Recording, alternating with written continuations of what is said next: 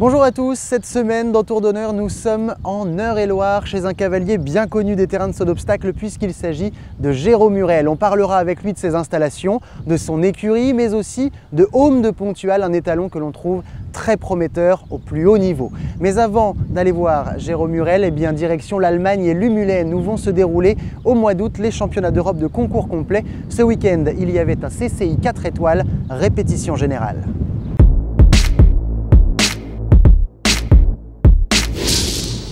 Malheureux lors des derniers grands rendez-vous, les Allemands veulent se rattraper chez eux dans 2 mois et ils l'ont montré ce week-end. Dans le CCI 4 étoiles, support du circuit HSBC, ils ont tout simplement trusté les 3 premières places. Pourtant, après le cross, c'était la Britannique Piggy French, décidément très en forme, qui était en tête avec Flying Machine, mais avec 2 fautes sur l'hippique, elle repartira avec la médaille en chocolat. Côté allemand donc, il y a d'abord la confirmation. Andreas Dibowski est en pleine forme, Euroridings Butzleon aussi. Il y a 1 mois, il remportait le CIC 3 étoiles de Jardy et ici, 5e après le dressage, ils sont les seuls à garder leur score initial de bout en bout et avec 39,80, c'est eux qui remportent l'épreuve. Il y a aussi la surprise car pour son premier 4 étoiles, Sandra Hoffart prend ici la 2e place avec un cheval français, Upgun Louveau. Samedi, elle faisait partie des 10 cavaliers à terminer maxi sur le cross et sans cette faute le dimanche sur l'hippique, c'est elle qui gagnait. La jeune Allemande termine donc 2e devant Frank Ostolt qui a donc obtenu lui sa qualification pour les championnats d'Europe avec Little Paint. Côté français, c'est Astier Nicolas qui pour son premier 4 étoiles réalise la meilleure performance. Avec Jacques Tidu-Genlis, il terminera 18e avec un score déjà lourd, plus de 80 points. Ce sont des nouveaux couples qui sont là pour être testés sur le niveau 4 étoiles et malheureusement on a vu qu'hier chacun d'eux a essuyé un dérobé, mais enfin ils sont plutôt bien comportés, ils ont besoin de prendre encore un peu plus d'expérience. Et puis surtout on travaille beaucoup le dressage pour essayer de gagner quelques pourcents pour être plus près de la tête après l'épreuve de dressage. Édouard Legendre et Lanacan finiront 25e juste devant Eddy Sens avec Kramik. Et les piliers français, eux, étaient engagés dans le CIC 3 étoiles, dans lequel Donatien Choly s'illustre encore une fois avec Ocarina Duchanois en prenant la 5e place. Ça y est, on est maintenant dans les écuries de Jérôme Murel. Jérôme, bonjour. Bonjour. Alors vous êtes installé ici depuis 5 ans, c'est ça? Voilà, début d'année 2006, donc oui, ça fait 5 bonnes années maintenant. En termes de chevaux, vous en avez combien? Comment ça fonctionne? Là, j'ai une écurie de 20 box. J'ai, suivant les moments de l'année, entre 15 et 20 chevaux qui se partagent une dizaine de vieux chevaux et une dizaine de jeunes chevaux, généralement. Donc des chevaux de Grand Prix, mais vous continuez, vous, malgré votre planning dans les plus gros concours, à monter les jeunes chevaux? Oui, moi je me limite à monter les 6 ans parce que je ne peux pas tout faire. J'ai un cavalier qui monte les 4 et 5 ans et puis par contre j'entretiens le vivier de futurs chevaux en préparant les jeunes chevaux. Vous avez des bons jeunes chevaux? Oui, j'ai quelques jeunes chevaux qui devraient effectuer les bonnes épreuves d'ici quelques années. Maintenant, c'est au fur et à mesure qu'on les forme. C'est vrai qu'on vous voit tous les ans à Fontainebleau avec un piquet de chevaux assez intéressant. Oui, oui. J'ai toujours formé les chevaux que je monte dans les grosses épreuves aujourd'hui, c'est les chevaux que j'ai formés. Donc je continue mon fonctionnement et j'espère que ça va pouvoir entretenir mon piquet de vieux chevaux d'ici encore pendant quelques années. Vous arrivez à garder vos jeunes chevaux, vos 6 ans justement, pour les former à 7, 8, 9 ans pour aller jusqu'au plus haut niveau? Après, en fonction du sentiment, du potentiel, on cible un petit peu si c'est plus un cheval à commercialiser, plus ou moins rapidement, c'est un cheval à faire vieillir. On essaie de faire en fonction du potentiel qu'on peut évaluer à 6-7 ans. Et ici, en termes d'installation, on est en Eure-et-Loire. Est-ce que vous êtes bien situé? J'ai l'impression que vous avez quand même beaucoup de concours. Vous n'avez pas besoin d'aller forcément très loin. Oui, c'est à 1 heure de Paris. Donc tous les concours parisiens, c'est facile d'y accéder. C'est à 25 minutes de la 13 qui va vers la Normandie, donc ça c'est pratique aussi. Et puis on n'est pas loin de Paris, donc c'est facile pour circuler. Alors par rapport à ces concours, quels sont vos objectifs de la saison, puisqu'on vous voit de plus en plus émerger au plus haut niveau sur les plus beaux concours? Est-ce que vous vous êtes fixé des objectifs aujourd'hui?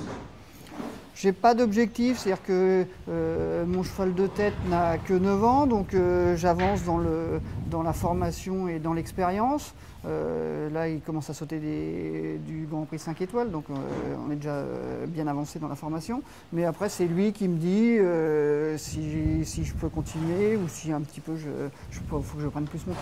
Alors justement, ce cheval de tête, c'est Homme de Pontual. On va en parler dans un instant. Ne vous faites pas manger l'épaule à celui qui est à côté de vous. Mais avant de parler de Homme beaucoup plus longuement, je vous propose qu'on parte à Vidauban, dans le Var, où il y avait ce week-end un CSI 2 étoiles. Tout de suite, un résumé du Grand Prix.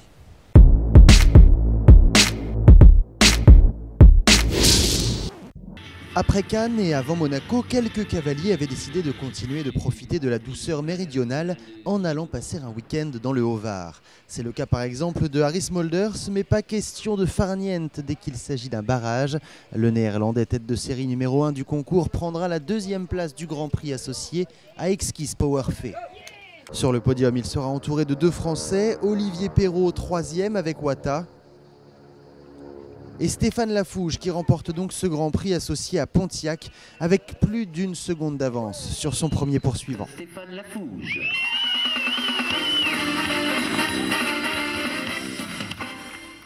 Et ça y est, comme promis, on est maintenant avec le cheval de tête de Jérôme, Homme de Pontual. Alors racontez-nous un petit peu votre histoire à tous les deux, Jérôme, pour commencer. Alors, Homme de Pontual, on l'a acheté avec mon propriétaire Marwan Laoud début d'année de 7 ans, avec le marchand de chevaux qui nous fournit aussi bien lui que moi en chevaux, Walter Laperto. Donc c'est un cheval que j'ai récupéré donc, au mois d'avril, des 7 ans, qui a fait un circuit 1,30 m pour commencer parce que j'avais quelques réglages à finir de préparer. Et puis on a attaqué les 7 ans milieu d'année pendant l'été et qui a fait la finale des 7 ans fin d'année. Où il a fait une bonne finale, il finit 15e je crois, la finale des 7 ans. C'est un cheval qui a très bien progressé puisque aujourd'hui il n'a que 9 ans et vous pouvez l'engager dans des Grands Prix 5 étoiles. Ça n'a pas l'air difficile. Il a fait une très bonne année de 8 ans, c'est-à-dire qu'il a fait tous les Grands Prix nationaux, une bonne partie des Grands Prix nationaux du Grand National, où il s'est classé pratiquement à chaque fois. Et puis fin d'année, il est 2e d'un 3 étoiles à Montpellier. Il a fait un bon concours. Et puis après, j'avais une wildcard pour faire Bruxelles et Paris, donc je l'ai un peu aguerri à faire ces Grands Prix 5 étoiles, où l'expérience lui manquait un petit peu, mais il a fait des bons parcours. Il a fait 8 points, 12 points, mais pas de cata. Et cette année, ça a très bien démarré puisque vous êtes classé quasiment à chaque sortie, quasiment dans tous les Grands Prix. On vous a vu notamment à Vidauban, ça a très bien fonctionné à Lisbonne dans la Coupe des Nations et dans le Grand Prix. Comment est-ce que vous le sentez aujourd'hui? Est-ce qu'il est prêt? Vous avez fait la Baule aussi en 5 étoiles et puis Cannes avec des petites fautes, mais est-ce qu'il est prêt aujourd'hui pour aller sur ces épreuves-là vraiment? Mentalement et physiquement, il est tout à fait prêt. J'ai encore un petit peu de réglage, de soumission et de disponibilité pour éviter la petite faute qui vous écarte du barrage. Mais je pense que le cheval a toute l'expérience maintenant pour aborder ces Grands Prix-là, tout à fait. Quelles sont ses qualités en piste? On a l'impression qu'il est très volontaire. C'est un cheval qui a une bonne tête, qui a énormément de moyens, donc un gros Grand Prix ne va pas l'émousser mentalement. Et puis voilà, c'est un bon cheval de concours parce qu'il enchaîne quand même beaucoup de sans faute. Et là, on va vous voir ensemble en fin de semaine à Fontainebleau, hein, c'est ça? Tout à fait. Très bien, pour le 4 étoiles de l'été du Grand Parc. Tout à fait. Et dites-moi juste, comme il est étalon, est-ce qu'il fait aussi la reproduction? Pour le moment, on a laissé de côté sa carrière de reproducteur.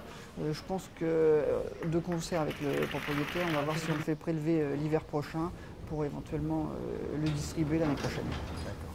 Merci beaucoup. Je vous en prie et à bientôt.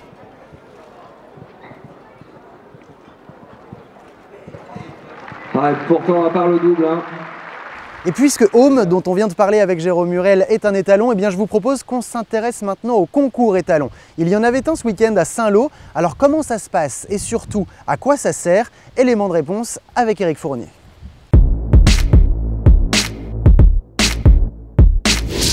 Qui sont ces candidats étalons? Que leur demande-t-on? Jean-Claude Daguet, à la fois étalonnier et juge de l'Association nationale du sel français, a toute légitimité pour nous en parler. Ce sont uniquement des chevaux de 3 ans, enfin des entiers qui ne sont pas encore étalons mais qui sont éventuellement des futurs reproducteurs.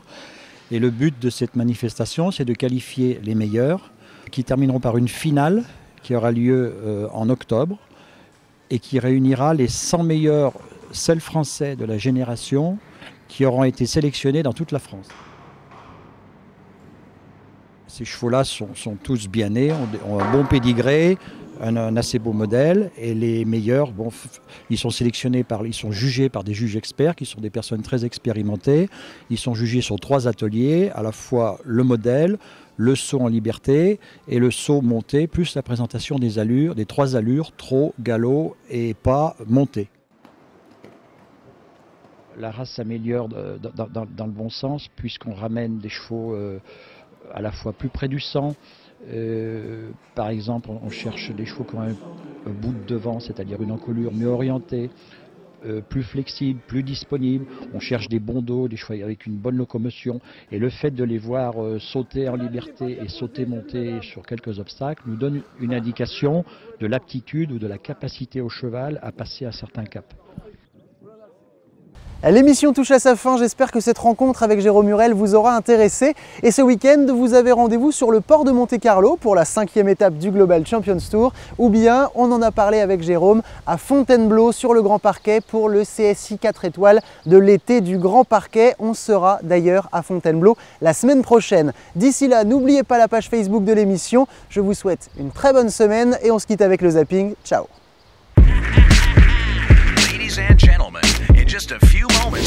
Là, c'est des jambières pour protéger les antérieurs des chevaux. Il y a une coque pour pouvoir, en cas de projectile, en cas d'éventuel coup qu'ils pourraient recevoir, ils sont protégés au niveau des membres. Pascal équipe Jasmin comme un CRS. La visière, pareil, protéger les chevaux en cas de projectile.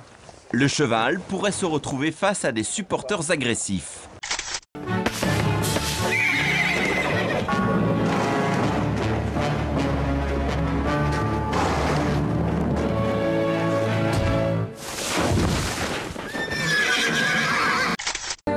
Il y a 3 ans, Anne a créé ici un établissement unique, la première école pour vaches d'Europe.